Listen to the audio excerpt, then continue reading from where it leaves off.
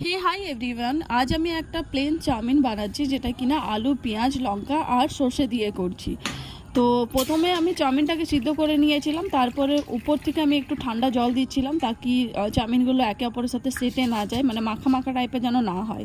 তো আমার তেলটা এখানে গরম হয়ে গেছিলো, গ্যাসের উপরে চাপিয়েছিলাম, তেল গরম হয়ে যাওয়ার পরে সর্ষেটা দিয়ে দিয়েছি, সর্ষে দেওয়ার পরে আলু পেঁয়াজগুলো লঙ্কাগুলো দিয়ে দিয়েছিলাম।